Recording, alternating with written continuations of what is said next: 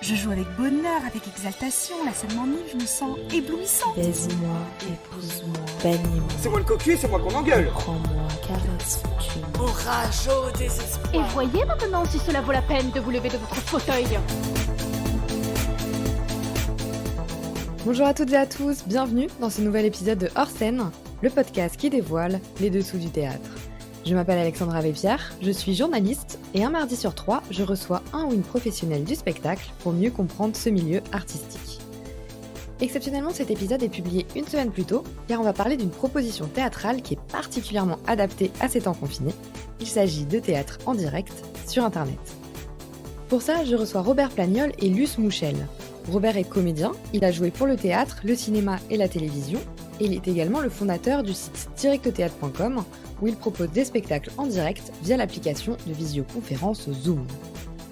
Luce Mouchel est également comédienne pour le théâtre, le cinéma et la télévision. Vous la retrouvez d'ailleurs régulièrement dans la série de TF1 Demain nous appartient. Depuis quelques semaines, elle joue le spectacle qu'elle a écrit sur directothéâtre.com.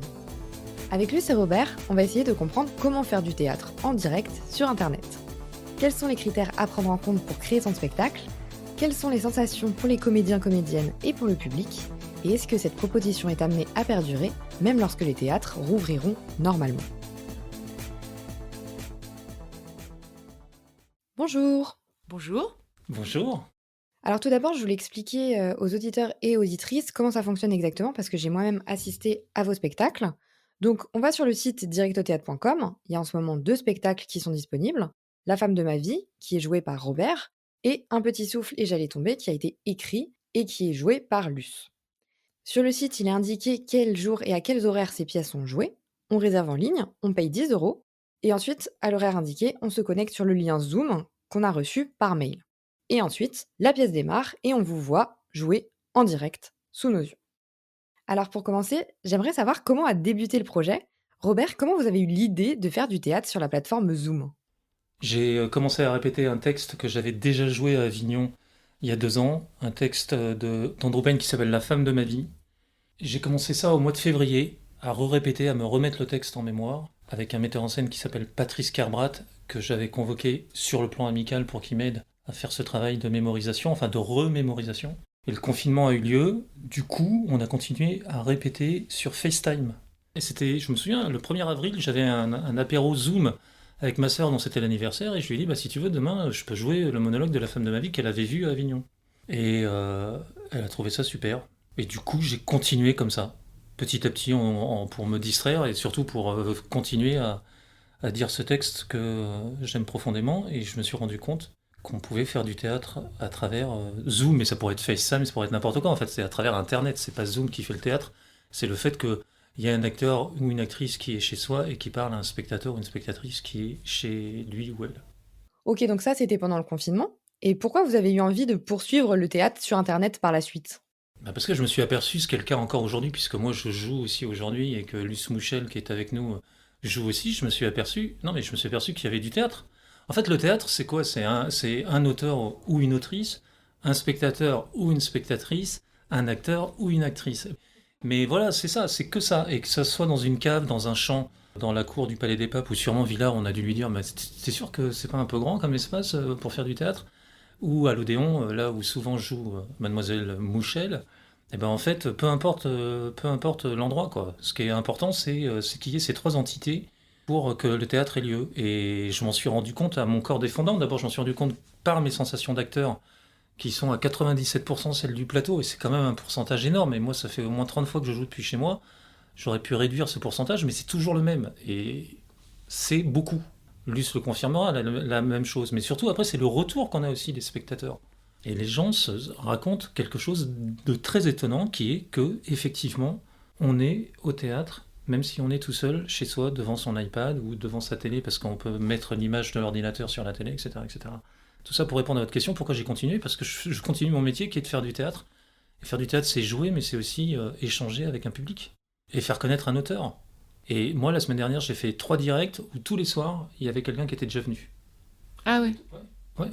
Qui était quand même étonnant, dont, j'adore cette histoire, 2 Marseillais, un couple de 65 ans qui avaient la visite de leur cousin Damien, et qui leur ont dit, tiens, ce soir, on va aller au théâtre. Donc c'est bien la preuve que ça marche, mais je le savais, c'est pour ça que je continue. Je continue parce que le théâtre, c'est où on veut en fait. On en fait même en appartement, on le sait. Hein. On a fait un épisode là-dessus Ouais. aussi. Et du coup, Luce, qu'est-ce qui vous a incité à venir faire votre spectacle aussi sur Direct au Théâtre ? 2 choses. L'idée que, d'abord, ça faisait longtemps que j'avais pas joué au théâtre. Enfin, ça faisait longtemps, ça faisait 1 an que je n'avais pas joué au théâtre. Et je tournais beaucoup pour la télé, donc j'avais envie de retrouver des sensations de théâtre, de jouer un texte d'un bout à l'autre sans couper, puis de me plonger dans un univers. Et puis, c'est arrivé à peu près au même moment où Robert m'a fait la proposition. Il me dit, tiens, moi je joue ça sur Zoom, la femme de ma vie. Je dis quoi sur Zoom, mais c'est quoi? J'ai eu la même réaction que beaucoup de gens qui disent quoi sur Zoom, la théâtre sur Zoom, c'est quoi? Enfin bref, on n'a pas parlé plus que ça. Il m'a dit regarde, et puis on en parle après. J'ai regardé et on en a parlé après, et j'ai dit mais ok, il m'a fait la proposition de faire quelque chose si j'avais un texte adapté pour ça. J'ai réfléchi un petit peu, et j'avais un texte que je venais d'écrire, quelques mois auparavant, et que j'ai terminé pour cette occasion. Il a lu le texte, Robert, il m'a dit banco, c'est super, et faisons ça. Donc maintenant, on va plus parler de la création d'un spectacle sur Internet. Tout d'abord, au niveau du texte, est-ce qu'il y a des textes qui sont plus adaptés à ce genre de spectacle ? Moi, je pense que tous les textes peuvent être adaptés à ce genre de spectacle. Nous, il se trouve qu'on fait des monologues, Luce et moi, mais on peut jouer à 3 ou à 4 sur Zoom. Dans des espaces différents, d'ailleurs, où tu te mettrais en mode galerie, tu aurais 4 vignettes. Après, tu peux, quand tu fermes ta caméra, disparaître de l'écran. Donc, c'est-à-dire que tout d'un coup, il y a quelqu'un qui peut prendre l'écran, tu vois, on se met d'accord sur qui coupe, machin, tout ça et tout. On peut se retrouver à 2, on peut se retrouver à 3, donc à mon avis, c'est tout à fait possible de faire ça. Il faut juste explorer la forme. Et d'ailleurs, je dis ça, je le sais, je l'ai vu, il y a une compagnie qui a joué sur Zoom l'ours de Tchekhov, ils étaient à 3 vignettes. Et ça fonctionnait très bien, et ils arrivaient tout d'un coup à prendre l'espace, et ça marchait très bien. Le seul problème de Zoom, mais d'ailleurs, c'est le problème de tous les lieux de théâtre, c'est que il y a une acoustique un peu particulière, que le son est contraint. Donc ça demande à vocalement être pas du tout fort, mais c'est très agréable en fait. Et moi d'ailleurs, j'ai revu un enregistrement il y a 2 jours ou 3 jours de La Femme de ma vie que j'avais fait la veille. Je me suis dit, mais en fait, tu parles beaucoup trop fort. Et j'ai refait un essai où je me suis enregistré comme ça, tu vois, 3 minutes en parlant, mais tout bas comme je suis en train de le faire. Et en fait, ça marche très très bien. Et du coup, ça nous déplace dans un niveau de jeu qui est beaucoup plus intime, intimiste, pas intime, parce qu'on peut être intime en parlant fort, mais intimiste, qui moi me plaît énormément. Et après, l'autre contrainte, c'est qu'il faut, à mon avis, beaucoup être en gros plan, parce que c'est comme ça que la relation s'installe avec le spectateur. Et puis après, il faut mettre ça en scène avec des cadres choisis, des lumières travaillées, parce que c'est pas du FaceTime de base, quoi. C'est évidemment un travail artistique qui convoque plusieurs talents à la fois, celui du metteur en scène, de l'éclairagiste, de l'autrice et de l'acteur. Justement, j'aimerais bien qu'on revienne sur la manière dont vous avez créé vos spectacles. Alors Robert, dans La Femme de ma vie, vous parcourez différentes pièces de votre maison, contrairement à Luce, qui reste toujours dans son grenier. Comment vous avez travaillé avec l'espace pour que votre maison devienne un décor de théâtre ? Et comment vous avez travaillé vos déplacements ? Moi, je joue beaucoup sur mon canapé, qui est un lieu où je reviens souvent, et on n'identifie pas du tout le canapé, parce que j'ai déstructuré l'espace, et du coup, on peut pas dire, tiens, chez ce mec-là, le canapé est de telle couleur, les murs sont de telle couleur, enfin, si, les murs un peu, mais on voit pas l'espace. Donc, en fait, on joue pas de chez soi. Si, on joue de chez soi, mais on joue pas chez soi. On réinvente une scénographie, ce qu'a fait Luce, d'ailleurs, dans son grenier, elle a créé, elle, un décor, pour le coup. Ça, c'est la première chose. La deuxième chose, c'est pourquoi j'ai fait ces déplacements, parce que c'était au service de l'histoire que je racontais, qui est un homme qui attend sa femme à 3h du matin, et qui donc peut se déplacer et aller dans la salle de bain, se laver les mains, aux toilettes, se faire cuire un œuf, et se réasseoir sur son canapé. Donc c'était des déplacements qui étaient au service de l'histoire que je racontais, et puis ça m'amusait de bouger plutôt que d'être positionné fixe, mais je suis convaincu qu'on peut aussi jouer fixe sans aucun problème. C'est vous qui avez tout mis en scène ou vous avez travaillé avec quelqu'un ? J'ai commencé à mettre en scène tout seul. Après, il y a Michel Vinogradov qui m'a aidé à préciser les cadres, parce que j'avais pas une conscience aiguë de ça. Et puis très vite, après, on comprend que le cadre doit être extrêmement précis, donc on a précisé ça ensemble. Et après, il y a Laurent Béal qui est intervenu sur les lumières et qui fait que la qualité de la proposition a beaucoup évolué, parce qu'évidemment, la lumière, c'est très important. Et j'ai dû faire 5-6 représentations sans lumière, et on voit la différence, évidemment. Et ce qui est génial aussi, c'est qu'on fait les lumières avec le matériel qu'on a, du papier d'aluminium de la cuisine qu'on met sur les lampes, moi de mes filles, de machin, tout ça. Enfin. Donc il y a un côté artisanal, débrouillard, mais en même temps, cette contrainte qui fait qu'on ne va pas arriver avec du matériel très techniquement évolué, eh ben, ça crée de l'imagination et ça crée cette spécificité de cette représentation sur Internet. Et vous, Lutz, alors, ça s'est passé comment au niveau de la mise en scène? Comment vous avez travaillé?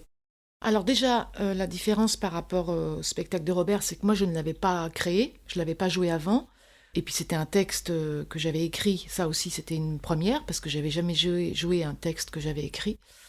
Donc il a fallu le mettre en scène et le mettre en espace, enfin tout ce que vous voulez, par rapport au dispositif. Donc c'était déjà très à la fois réducteur, mais je dirais plus contraint, donc devant nous obliger à créer des choses par rapport à cette contrainte-là. Au début, avec Pierre-Alain Chapuis, le metteur en scène, on a essayé de plein de choses qui n'étaient pas du tout adaptées à Zoom. C'est-à-dire qu'on s'est cru au théâtre. Au départ, comme c'est un univers d'enfant, puisque je suis dans la peau d'un enfant et je parle de mes sensations d'enfant du monde, au départ, on avait l'idée d'une petite maison de poupées, puis de faire jouer comme des marionnettes, puis on s'est rendu compte que ça marchait pas. Après, on a créé une espèce de décor, mais très général, dans un grenier. Puis moi, je bougeais à l'intérieur de ce décor, debout et tout ça. Ça ne marchait pas. Enfin, on avait fait une première version de tout le texte entier qu'on a montré à Robert et qui nous a dit « Vous vous plantez, parce que ça ne marchera pas sur Zoom s'il n'y a pas des cadres hyper travaillés et surtout, on s'en est rendu compte après, du gros plan. » Donc, on a tout adapté. Moi, je voulais pas faire un plan totalement fixe, donc on a quand même créé 4 axes de caméra. Mais du coup, on a dû quand même inventer une scénographie, et une vraie scénographie de chambres d'enfants, mais théâtralisée, on peut dire. Et surtout que ça raconte une époque, parce que c'est l'enfance d'une petite fille dans les années 70, donc il y a plein de petits signes comme ça qui racontent aussi cette époque-là. Moi, ça a été un travail nouveau et pas simple au début, parce que jouer en se regardant qu'à moitié, parce qu'on voit qu'on est sur l'écran, mais on ne se regarde pas complètement, parce que sinon on n'a pas l'œil dans le bon axe, on n'a pas le bon regard. C'est un vrai travail. Enfin, Alors à la fois, on en reparlera peut-être tout à l'heure des sensations de théâtre, mais au niveau du regard qu'on porte, quand on joue, c'est pas du tout la même chose. Parce que quand on est au théâtre, ou même quand on joue, quand on tourne, on regarde son partenaire, et même quand c'est un monologue, on a un regard plus ouvert sur les choses. Là, il était quand même très concentré sur le petit côté gauche de mon iPad pour pouvoir parler aux gens et qu'ils aient cette impression extrêmement délectable, je crois, que je ne parle qu'à eux et que pour eux. Donc il y a ce rapport d'intimité que seul ce dispositif-là peut créer. Et aussi dans votre pièce, alors juste que j'explique aux auditeurs et auditrices, donc sur notre écran d'ordi, nous on voit Luce qui est en train de jouer, et donc parfois c'est remplacé par un écran blanc sur lequel Luce, qu'on ne voit plus forcément, dessine ou écrit en direct. Donc Luce, pourquoi vous avez fait le choix de faire ces interludes? Alors déjà, le dessin, de toute façon, c'était inclus comme c'est un enfant qui parle, le dessin fait partie de l'enfance. On voulait quand même trouver des choses qui appartiennent vraiment et qui permettent d'identifier l'enfance. Et aussi après, effectivement, moi je ne savais pas, c'est Robert qui nous dit « mais vous pouvez aussi dessiner en mettant le tableau blanc » et voilà. Donc tout ça pour moi c'était archi nouveau parce que d'abord je ne suis pas quelqu'un de très calé en informatique, c'est rien de le dire, mais j'ai fait des progrès colossaux en 3 mois, je tiens à le dire aussi. Et voilà, et je trouve que ça faisait à la fois des petites pauses, parce que moi j'étais très gênée par le fait qu'on allait voir ma tête tout le temps, avec beaucoup de texte, le texte est assez dense. Donc je trouvais que ça faisait des pauses pour moi et pour le spectateur. Et oui, j'ajoute, pour ce spectacle qui raconte la vie quotidienne ou les sensations d'un enfant, on s'est rendu compte qu'en fait, le seul moyen, c'est venu en répétition, de faire passer ce mode d'enfance, c'était d'être tout le temps par terre. Donc moi, je suis tout le temps par terre, à genoux, à 4 pattes, sur le dos. Et c'est ça qui a tout de suite permis, il me semble, la mise en espace de ce texte-là. Et donc là, vos 2 spectacles durent 1h et 1h15. Est-ce que des durées assez courtes sont plus adaptées aux spectacles sur Internet ? Déjà, une durée courte, je crois que c'est adapté à pas mal de spectacles, même dans les bâtiments durs. Quand tu commences à te taper un spectacle de 3 heures, des fois, ça peut être très compliqué. Moi, il se trouve que c'est moi qui ai donné l'âme, malgré moi, avec La femme de ma vie, ça durait 1h15, La femme de ma vie. Mais je crois pas que ça soit le problème, d'ailleurs. Alors après, j'ai dit à Luce, parce que son texte est très riche, qu'il fallait sûrement le réduire. Oui. Mais moi, j'ai plein de gens qui m'ont dit, dont Le maître nageur de la piscine où je vais faire des longueurs de temps en temps, je dis ça parce qu'il va pas beaucoup au théâtre, qui a vu La femme de ma vie, il a halluciné sur la durée. C'est-à-dire qu'à la fin, il a dit mais j'ai regardé ma montre, ça a duré 1h15, j'ai pas vu le temps passer. Donc je pense qu'en fait, le temps n'a rien à la faire. Et que ce que a fait Luce pourrait durer aussi 1h15 ou 1h30. Parce que c'est passionnant de voir un acteur en gros plan, une actrice en gros plan. L'expérience des gens face à leur écran est incroyable parce qu'ils disent tous la même chose. On a l'impression que l'acteur, l'actrice joue que pour nous, dans un rapport intime, privilégié. On voit des choses qu'on voit pas au théâtre et inversement d'ailleurs, mais c'est pas le débat, c'est pas pour dire que c'est mieux que le théâtre ou pas, mais c'est différent ça. Ça déplace la relation spectateur-acteur, spectatrice-actrice. Faut que je vais le dire à chaque fois, hein, parce que sinon on va me taxer de je sais pas quoi. Mais commence par spectatrice, je pense parce que que là sinon tu vas et ce qui serait pas mal, c'est de faire spectatrice-acteur et actrice-spectateur. Tu vois, faut faire aussi ce mélange. Spectatrieur. Voilà. Ouais, ça c'est bien ça. Et donc ce rapport au temps, finalement, moi j'ai calé un rapport au temps qu'on connaît sur le théâtre en dur sur Internet, mais c'est pas sûr que ça soit ça qu'il faut faire, et peut-être qu'effectivement on pourrait parler pendant 3 heures. Et au niveau juste du jeu, parce que non seulement vous jouez, mais en plus il faut quand même que vous gériez non-stop le cadre, la caméra, donc vous jouez avec un iPad. Comment ça se passe, vous, pour réussir à penser vraiment à votre jeu, mais aussi à toutes ces choses techniques, au fait que vous allez dessiner en parallèle, il faut gérer la caméra, qu'elle soit bien positionnée, etc. Comment ça se passe ? Ça se passe que ça n'est possible qu'avec énormément de travail derrière. Et c'est ça qui est beau, parce qu'en général, les gens voient pas le travail. En général, c'est que c'est réussi.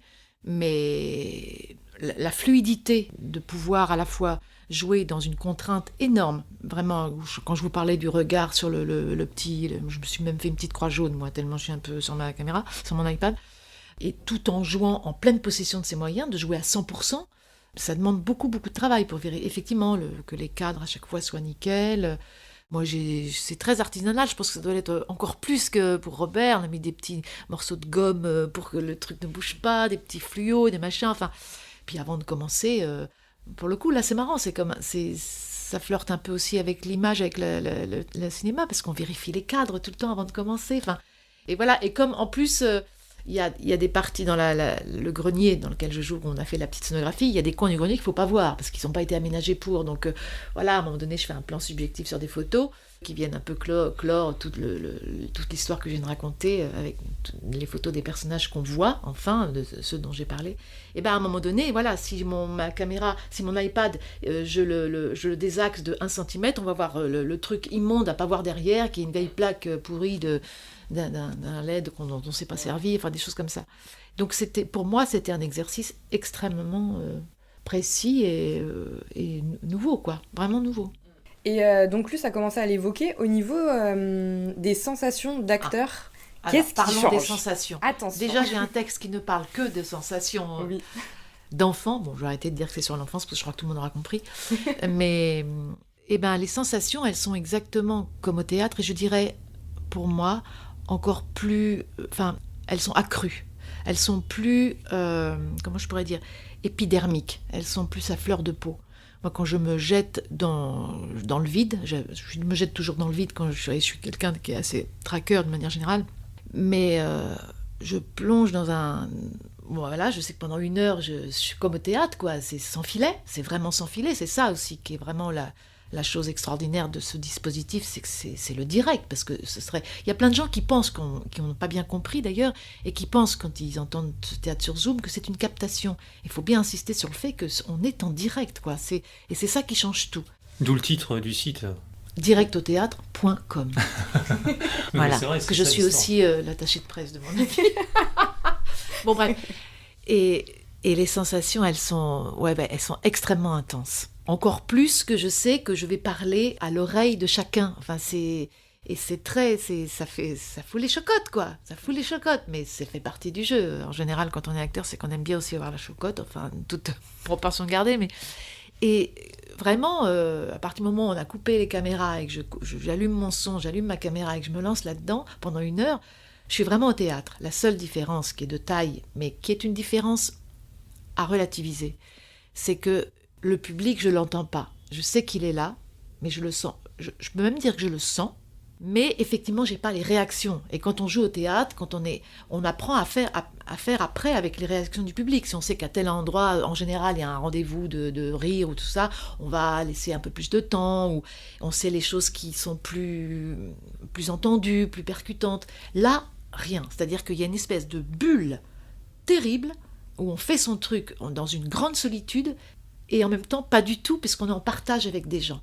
C'est presque spirituel comme expérience. Non, mais c'est presque ça, parce que les gens sont là en pensée. Enfin, moi, je sais qu'ils sont là. Je pense à eux quand je joue. Et les gens me voient au même moment que moi, je fais le spectacle. Enfin, c'est très, très vertigineux, je trouve, comme expérience. Pour moi, c'est un vrai vertige, vraiment. Et pour vous, Robert ? Pour moi, c'est aussi absolument spirituel, mais spirituel au sens où on est par l'esprit réunis dans un même espace qui est dissocié géographiquement. Alors, la différence que j'ai avec lui, c'est que moi, je l'ai joué au théâtre, donc j'ai des souvenirs de réaction, ou en tout cas, comme je m'adresse aussi au public. Oui, j'ai les souvenirs de ces adresses directes qui peut-être m'ont plus aidé que Luce pour comprendre que les gens entendaient. Mais ce que Luce a compris par elle-même, c'est que les gens entendent puisqu'ils lui disent après et qu'elle voit bien leur réaction. Et que d'ailleurs, tous les échanges que tu as avec ce public te nourrissent pour la représentation du lendemain, Oui, où tout tu à sais fait. que tu t'adresses à des gens qui sont chez eux. Et au même titre que savent qu'au moment où tu rentres dans le cadre, ou que tu manges ta tarte aux pommes, t'es en train de le faire à l'endroit où t'es. Toi, tu sais qu'il y a des gens qui vont te voir faire ça, même si tu l'as pas analysé, et c'est ça qui te donne beaucoup de plaisir dans cette, j'allais dire performance, c'en est pas une, dans cette façon Il y a des gens qui appellent ça une performance. Moi, j'ai entendu ça aussi dans les Oui. spectateurs.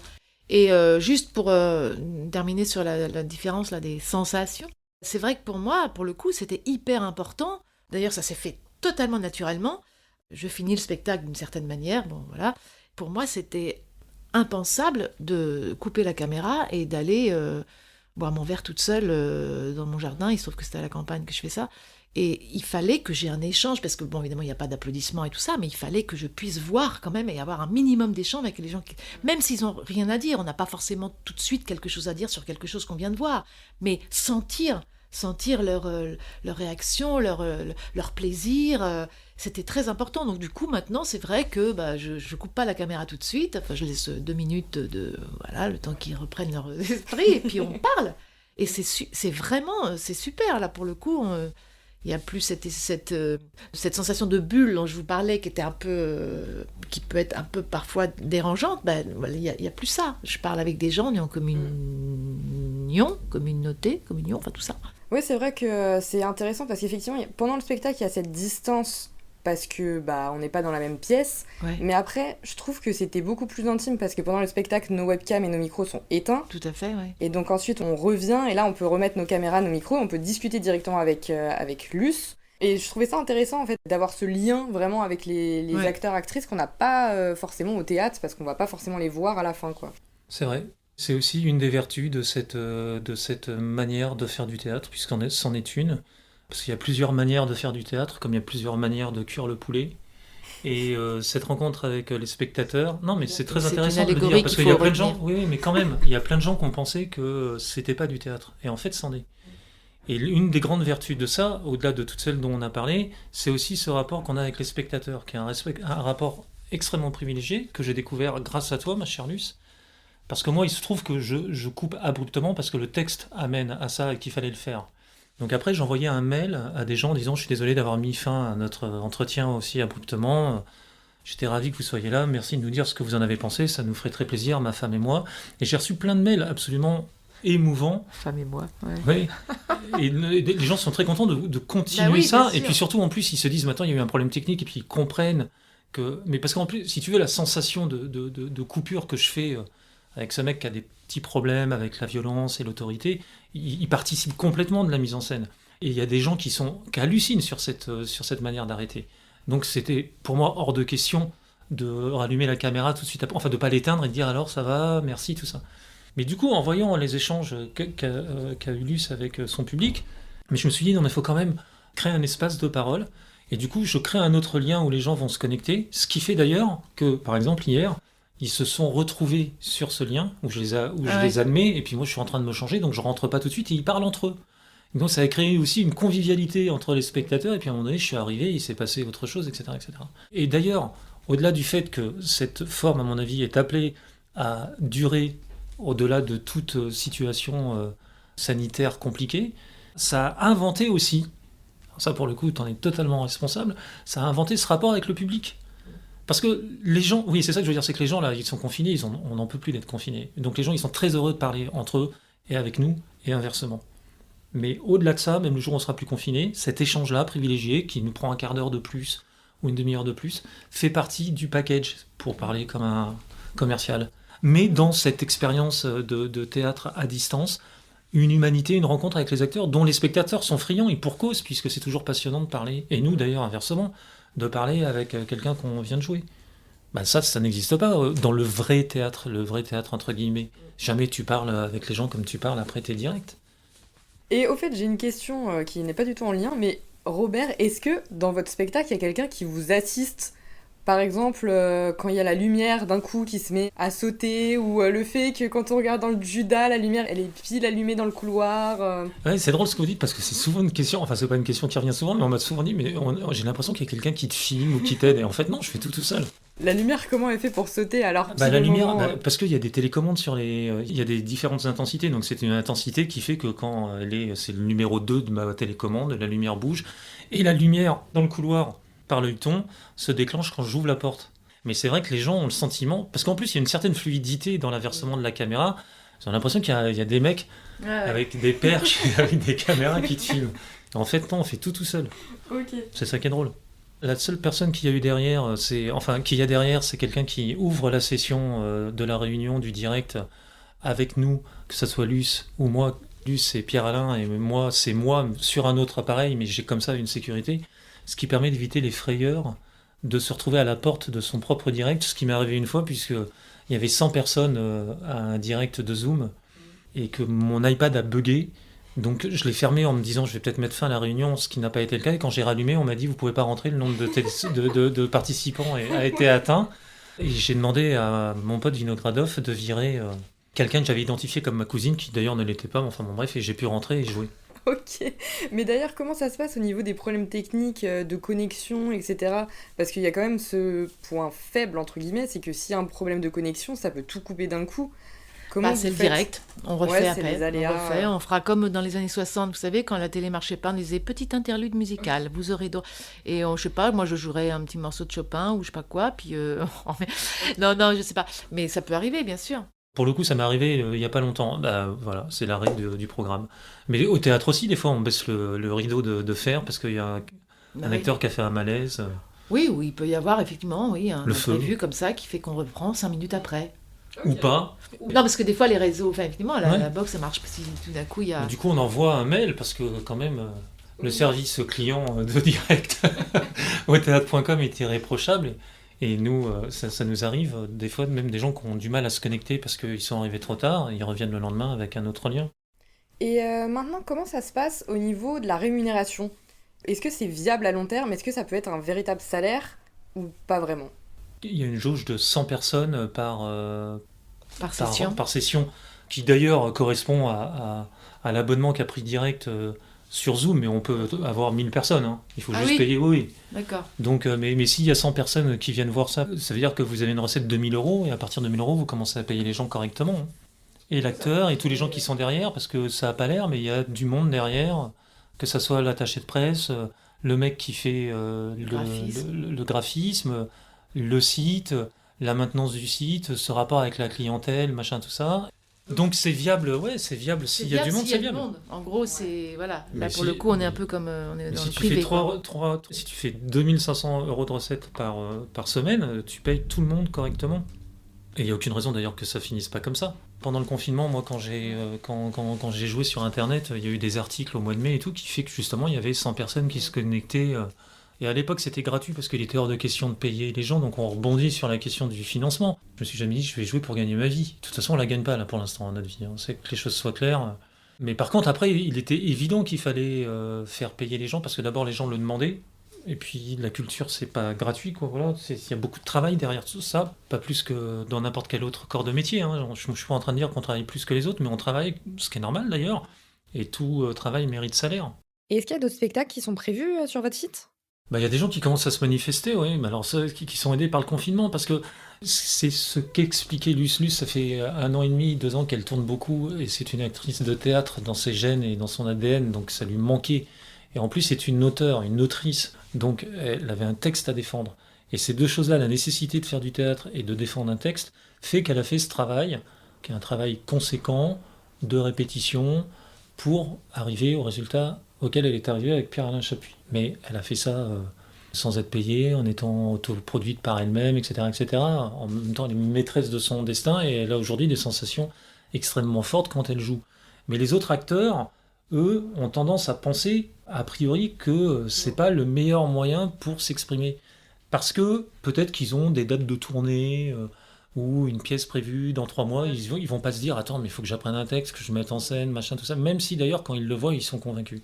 Alors peut-être que ce nouveau confinement va faire que, d'ailleurs, j'ai reçu un coup de fil d'un acteur en vue qui est venu voir le spectacle hier, le direct hier, et qui se pose vraiment la question. Mais s'il se pose vraiment la question de ça, c'est justement parce que c'est encore reconfiné aujourd'hui. Simplement, ce que je pense, c'est que c'est pas le problème du confinement ou pas du confinement, que même le jour où il y aura plus de virus, de toute façon, c'est un moyen de vivre et de faire vivre des acteurs, des auteurs et des spectateurs. Ok, donc pour vous, même quand il sera plus question de confinement ni rien, vous comptez continuer les spectacles. Oui, puis en plus, je veux dire, c'est quand même une occasion assez exceptionnelle de pouvoir faire connaître un texte. C'est très difficile d'être programmé, tout le monde le sait, enfin c'est plus que difficile, mais d'ailleurs. Et puis ça n'empêche pas les gens d'écrire et de créer des choses, d'ailleurs tant mieux, mais il faut bien trouver un moyen de faire connaître aussi ce qu'on fait. Enfin, et je trouve que ça, c'est tout à fait adapté. Vraiment. Et moi, si un metteur en scène qui entend ce texte et qui me dit, par exemple, est-ce que ça t'intéresserait de le faire au théâtre aussi, bien sûr. Ce n'est pas du tout contradictoire. Au contraire. T'as un joli mot que je connaissais, hein, je te le précise, parce que des fois tu crois que je connais pas des choses.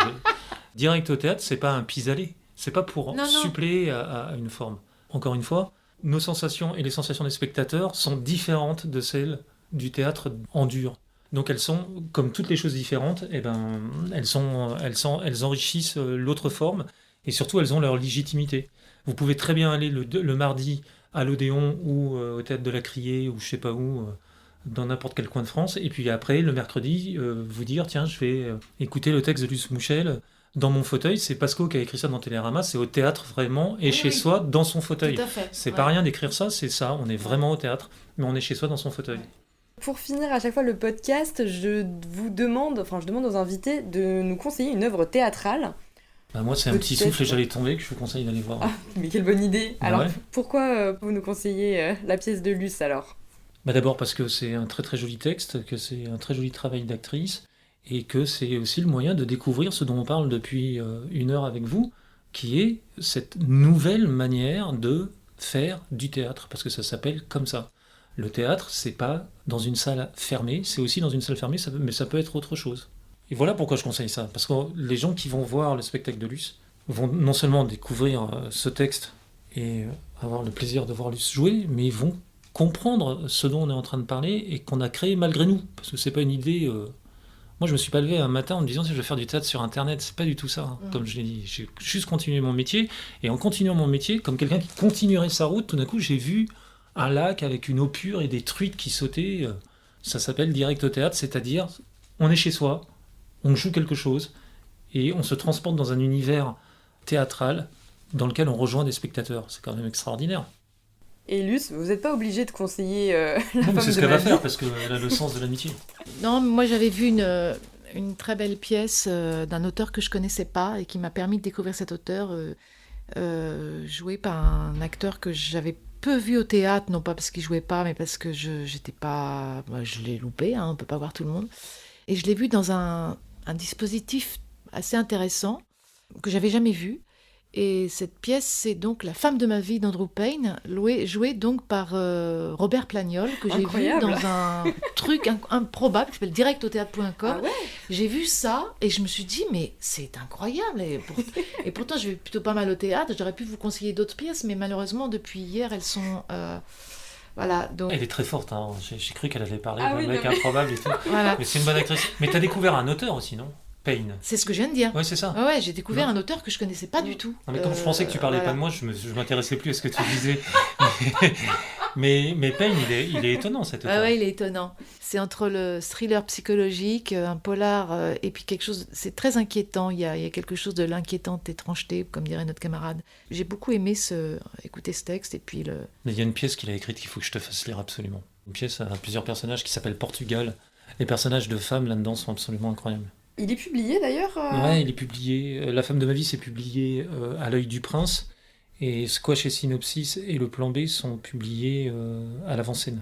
Bon bah comme ça on a aussi des livres si on veut, si on veut lire pendant ce confinement. Merci beaucoup à Luce et Robert de nous avoir partagé leur expérience. Et merci à vous d'avoir écouté ce 9e épisode de Hors Scène. Si vous aussi vous souhaitez partager vos expériences théâtrales, retrouvez-nous sur Facebook et Instagram. On publie des conseils, des témoignages, vous verrez, c'est cool. Si cet épisode vous a plu, abonnez-vous dès maintenant sur Deezer, Spotify, Apple Podcast, laissez-nous plein d'étoiles et parlez-en autour de vous la prochaine fois que vous ferez vos courses au supermarché, parce que bon, c'est probablement le seul endroit où on peut encore aller. Si cet épisode vous a déplu, je vous conseille d'écouter le suivant, parce qu'au moins, ça vous fera une occupation. Ce podcast est réalisé en collaboration avec la talentueuse Laetitia Leroy, qui s'occupe de nos réseaux sociaux. Merci à elle. Le générique de cet épisode a été créé par Thomas Rodriguez. Merci à lui. Et nous, on se retrouve très prochainement pour un nouvel épisode. Allez, à bientôt!